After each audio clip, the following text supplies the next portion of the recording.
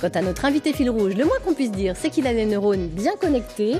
Le professeur Marc Vérin est chef du service neurologie au CHU de Rennes. Il est également directeur du centre expert Parkinson Bretagne et il sera là pour nous présenter les initiatives bretonnes dans le cadre de la Semaine du cerveau qui se tiendra du 13 au 19 mars. Voilà, bienvenue à tous. Bonjour Marc Vérin. On est très heureux de vous recevoir. Alors dans votre métier, vous avez de multiples casquettes, vous êtes médecin, enseignant, chercheur, et puis alors contre à votre CV, on pourrait dérouler un parchemin entier. On va faire assez rapide, vous êtes chef du service neurologie du CHU de Rennes, vous êtes directeur du centre expert Parkinson Bretagne, et puis vous êtes l'un des fondateurs de l'Institut des neurosciences cliniques de Rennes. Ça c'est pour la carte de visite officielle. Alors nous on a cherché à en savoir un petit peu plus pour savoir qui vous étiez, et on vous a proposé de vous prêter au jeu des petits papiers, ce que je vous laisse d'ailleurs tout de suite tirer au sort. L'un d'eux, qu'est-ce que vous allez découvrir? Archéologie. Alors, qu'est-ce que ça vous évoque, ça, l'archéologie? Bien, oui, c'est vrai que dans mes choix, avant d'aller vers la médecine, j'avais en fait deux choses qui m'intéressaient dans la vie. C'était à la fois la littérature et les sciences. Voilà. En fait, vous êtes même plutôt littéraire, c'est ce que vous me disiez. C'est assez peu fréquent, finalement, pour un médecin. Ça l'était avant-guerre, il y a longtemps. J'ai un grand-père qui était médecin et qui était très mauvais en maths, mais par contre très très bon en thème latin. Et moi, j'étais effectivement plutôt littéraire. Alors, j'ai fait des mathématiques parce qu'il n'y avait pas le choix à l'époque. Voilà. Pour faire médecine, il fallait faire des maths, mais dans le fond, c'était la littérature qui m'intéressait. Donc, j'ai longtemps hésité entre les deux. Voilà. Et j'ai fait les deux. Mais finalement, vous avez fait les deux. Alors, on va justement pouvoir l'évoquer avec votre deuxième petit papier. Doctorat. Alors, quand vous dites que vous avez fait les deux, justement, vous vous êtes orienté en fait vers un domaine qui allie finalement pensée et médecine, c'est ça?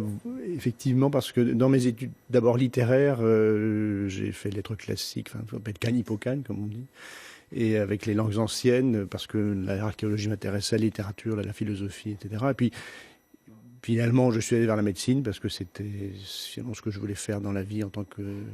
parce que ça donnait du sens, voilà.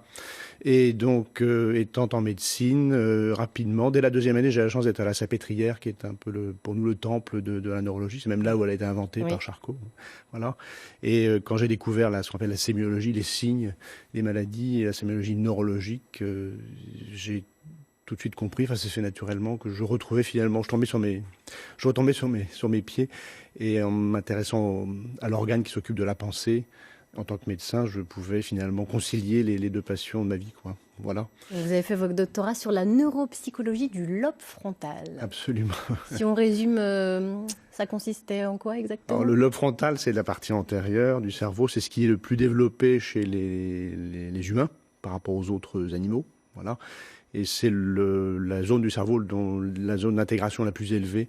C'est là où on planifie l'action, où on se projette dans l'avenir. C'est ça qui permet de changer l'environnement, en bien ou en mal, mais c'est ça qui permet de changer, voilà. Et de s'adapter finalement. Et donc, je me suis intéressé sur des points particuliers de ce lobe frontal qui intervient dans les prises de décision. Voilà. C'était le thème de mon doctorat de neuropsychologie. Très bien, mais on en reparlera tout à l'heure. Marc avait envie de réagir justement. Ah oui, la thérapie, c'est absolument passionnant. À l'heure où on essaye de développer le plus possible des thérapies non médicamenteuses, parce que tout n'est pas médicament dans les molécules, dans les traitements. Là, l'art-thérapie était absolument passionnant, parce que déjà, c'est considéré, quand on s'intéresse au patient comme un sujet et non pas comme un objet. Voilà, il existe pour lui-même. Voilà.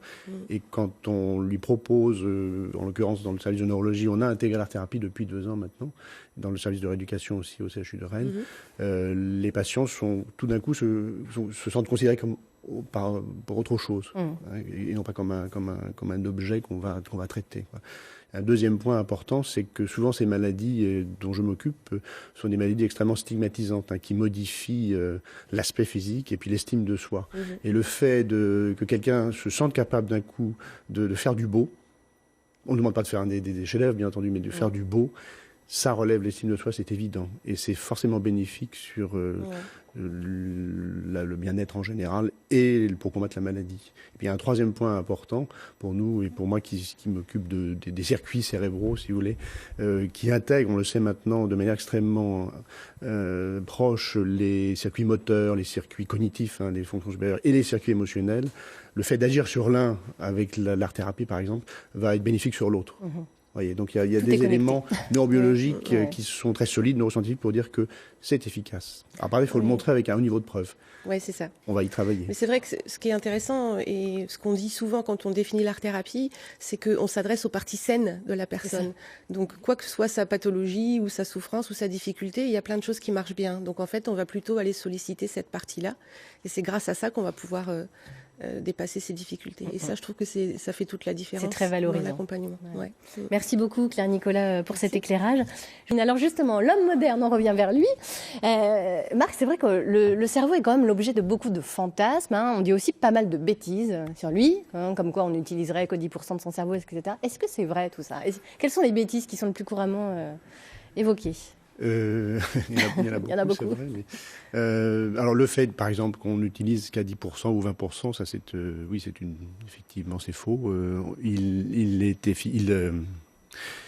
fonctionne en permanence et toutes les structures cérébrales fonctionnent en permanence, qu'on soit éveillé ou endormi, tout marche tout le temps. Voilà. Et donc on utilise. Ça rassure. Voilà. On n'utilise pas tout en même temps, mais on utilise tout à un moment donné. Voilà. Ça, c'est une stupidité. L'idée aussi qu'on puisse réduire un jour ou l'autre le cerveau à des circuiteries informatiques, ça aussi, c'est une stupidité. Le cerveau, vous voyez, il est à 37 degrés. Si vous voulez reproduire un tant soit peu la mémoire qu'il peut contenir, il faut utiliser des centaines et des centaines d'ordinateurs monstrueux qui vont utiliser énormément d'énergie, qu'il va falloir refroidir, etc. Or, nous, vous voyez, 1,5 kg, 37 degrés, voilà, et ça fonctionne beaucoup, beaucoup mieux. Ouais. Alors vous travaillez, vous dirigez une équipe pluridisciplinaire constituée de chercheurs, de soignants, de doctorants.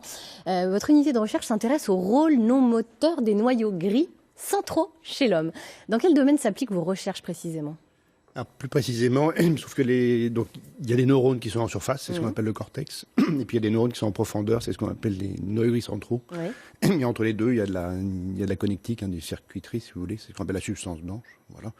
Et donc ces circuits profonds, ces noyaux profonds, ont un rôle absolument essentiel dans tout ce qui est automaticité. Vous voyez, on parlait tout à l'heure de tricoter. Quand on apprend à tricoter, au début c'est compliqué, et puis après ça se fait de manière automatique. Et c'est grâce à eux.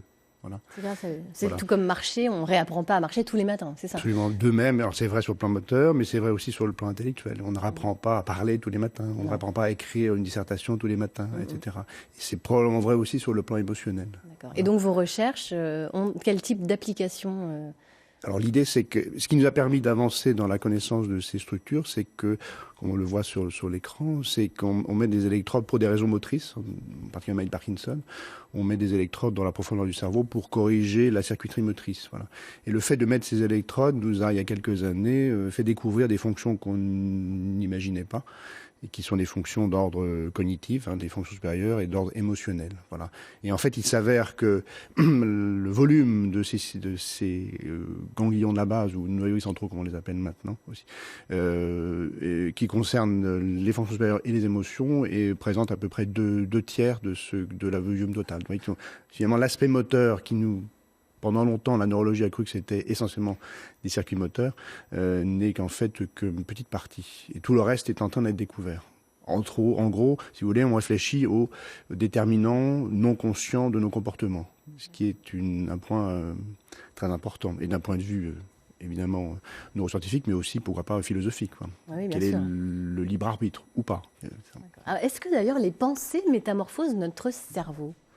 Le cerveau se modifie tout le temps. Vous voyez, on parle depuis quelques minutes, votre cerveau est modifié, le mien aussi. Il a engrangé tout ce qui vient de se passer. Donc il n'est plus le même, en permanence. Il est plastique. Et tant mieux. Tant mieux. Il s'adapte tout le temps. Voilà, et il s'adapte quand il y a des éléments positifs et quand il y a des éléments négatifs aussi. C'est s'il est lésé par un accident vasculaire ou toute autre maladie qui va altérer les neurones, il va s'adapter. Et pendant très longtemps, on n'aura pas de symptômes grâce à cette plasticité. Alors, est-ce que les neurosciences ont fait des progrès importants ces dernières années ? Alors, entre le moment où j'étais étudiant, jeune étudiant à la Salpêtrière et maintenant, c'est incroyable. On n'imaginait pas ce qui allait se passer. Tout simplement, il y a un point essentiel là-dedans, c'est que à l'époque, on s'intéressait à un organe qu'on ne voyait pas. On était les seuls d'ailleurs dans la neurologie à ne pas voir l'organe dont on suit. Les cardiologues voyaient leur organe, les hépatologues, etc. Bon, ce qui a fait la révolution, c'est l'imagerie. Voilà, c'est ça, l'image. Alors le scanner dans un premier temps. Ouais. Alors, ça fait rire les étudiants parce que moi, quand je raconte ça, pour eux, ça paraît évident, mais non, il n'y avait pas le scanner. Ouais. Et puis l'IRM est arrivé. Ouais. Voilà, c'était dans les années 90. Et pour nous, ça a été là la révolution qui a permis beaucoup de choses dans tous les domaines. La neurologie a explosé alors qu'on était contemplatif depuis Charcot. On était les neurologues réputés comme explorants, ayant une belle sémiologie, mais peu de conséquences thérapeutiques. Là, les choses, depuis les 20 dernières années, ont totalement changé. Voilà. Alors justement, la semaine du cerveau qui s'annonce là, du 13 au 19 mars, son objectif, c'est quoi exactement? Est-ce que c'est de mieux faire connaître le fonctionnement du cerveau ou ça va encore au-delà pour le grand public? Il est de deux ordres, je dirais, effectivement mieux faire connaître le cerveau et puis effectivement faire tomber des clichés ou des stupidités qui sont dites à son propos. Essayer de faire en sorte que les fantasmes disparaissent et qu'on soit dans la réalité. Et puis d'autre part aussi de faire connaître ce qui se fait à Rennes et en Bretagne. Il y a beaucoup de choses qui se font. Absolument. Énormément. Voilà. Et il y a une particularité en Bretagne, c'est que même si on n'est pas très nombreux à la hauteur de ce qui se fait dans une plus grande métropole en France, il y a une symbiose qui était extrêmement étroite entre les cliniciens et les chercheurs. Et c'est ce qu'on cherche à montrer. Donc là, les conférences qui ont lieu, ou dans les bars, ou dans des lieux de conférences plus classiques, associent les cliniciens et les chercheurs. On travaille main dans la main. Les philosophes également. Enfin, c'est fou. En fait, il y a tout un tas de domaines qui s'entrecroisent quand on parle de neuropsychologie finalement. On va d'ailleurs donner le site internet pour retrouver tous les renseignements sur cette semaine du cerveau. Alors, je regardais dans le programme, il y a par exemple une conférence intéressante qui dit le cerveau humain, Facebook et Google Maps, quel point commun? Enfin, c'est des choses auxquelles on ne pense pas, mais il y a des points communs entre tout ça finalement. Oui. Alors, c'est des points communs ou des fantasmes. Oui, on parlait des fantasmes. Ouais. Il y a quelques chercheurs dans la Silicon Valley qui peuvent penser qu'un jour on pourra réduire le cerveau à un ensemble d'ordinateurs. Là aussi, il y a des clichés à faire tomber. C'est faux. C'est pas faux. Une clé USB, quoi. On peut pas non plus. Non. Voilà. Et puis il y a une part dans le fonctionnement cérebral qui est liée au hasard. Donc si vous voulez, les circuits ne fonctionnent pas au hasard. Le cerveau humain en partie. Et c'est pour ça qu'il est créatif d'ailleurs. C'est intéressant ça. Lié au hasard. Ouais. Faudrait une conférence pour développer tout ça. Bon, donc on donne le programme, tout ça. On le retrouve sur le site internet de la Semaine du cerveau et puis on vous retrouve tout à l'heure. Au retour de ce très très beau reportage sur la transmission d'entreprise, j'ai envie de vous demander, Marc Vérin, qu'est-ce que vous aimeriez transmettre, vous, dans votre domaine? J'ai été intéressé à voir ce reportage parce qu'il y a vraiment une analogie étonnante entre l'industrie, comme on l'a vu, là, et les équipes de sciences ou les équipes médicales, où il y a un savoir qui est accumulé au fil du temps et qu'il faut transmettre aux plus jeunes pour que les choses se pérennisent. Voilà. Donc il y a ici une obligation de créativité et d'inventivité. Et vraiment, il y a des analogies extrêmement importantes. Pour moi, le plus important, c'est les jeunes. Ouais. D'ailleurs, on parlait de l'Institut des neurosciences cliniques de Rennes. L'objectif essentiel de cet institut, c'est de financer des jeunes chercheurs. Voilà. C'est eux qui ont les idées, ceux qui sont les créatifs. Entre 20 et 30 ans. Après, c'est fini. On va rester optimiste. Alors, on va passer justement à votre portrait chinois. Si vous étiez un objet, Marc Vérin, vous seriez quoi? Un objet? Ah oui. Un stylo plume. Un stylo plume. Alors, pourquoi? Voilà. Parce que j'aime écrire. Et puis que j'aime écrire au stylo plume. Il y a un petit côté peut-être vintage. Vintage. Voilà. Si vous étiez une fleur, vous seriez quoi? Une églantine. Pourquoi? Églantine parce que c'est une fleur qui est fragile et je suis bien placé pour savoir, aussi bien en tant que professionnel qu'en tant qu'homme, combien les choses sont fragiles. Et qu'en même temps c'est très beau et que ça sent très bon. Voilà. Et qu'à partir de l'églantine, finalement, a été créé tous les rosiers, toutes les magnifiques fleurs qu'on a. C'est parti de cela. Très bien. Et alors si vous étiez un mot? Si j'étais un mot, il y a beaucoup de mots que je pourrais évoquer, mais les mots sont importants pour moi, en tant que aussi bien littéraire que médecin. Que vous dire Alors j'aimerais faire beaucoup de choses en même temps et l'ubiquité peut-être. L'ubiquité. Oui. Ouais. C'est un don qui n'existe pour personne. Mais... On peut toujours rêver, toujours espérer. C'est un peu dans le domaine médical, c'est ça, l'espoir est tellement important. Oui. Merci beaucoup Marc Vérin, on vous retrouvera tout à l'heure pour la fin de cette émission. Voilà, nous arrivons maintenant à la fin de cette émission dont Marc Vérin était l'invité fil rouge. Allez, avant de conclure Marc Vérin, j'ai envie de vous demander si vous aviez un rêve, ce serait quoi? En tant que médecin, ce serait de stopper l'évolution de la maladie de Parkinson. Vous y travaillez. Je vois les souffrances que ça engendre quotidiennement. Et au-delà de ça, toutes les maladies neurodégénératives, il se trouve que probablement y a-t-il un mécanisme assez commun entre ces différentes maladies. On est en passe de l'identifier. Voilà. Ça, c'est en tant que médecin. Pour d'autres, dans d'autres domaines plus personnels, la finitude des choses quelque chose qui me touche. Voilà. Mais vous êtes un optimiste lucide. Je suis un optimiste lucide. Je vois le caractère positif de mes jeunes collègues, de chacun, des patients. Et puis, mais je sais aussi qu'il y a des choses sombres. Voilà. Merci beaucoup Marc Vérin d'être venu sur ce plateau. On se retrouvera jeudi 9h50. Notre invitée fil rouge, ce sera la comédienne Rachel Jouvet. Je vous souhaite à tous une excellente journée. Allez, 9h50 le matin, c'est la bonne heure pour... La bonne humeur. Eh ben voilà. Bah oui, ça y est, ça rentre dans le cerveau, vous voyez, tout va bien. Bonne journée.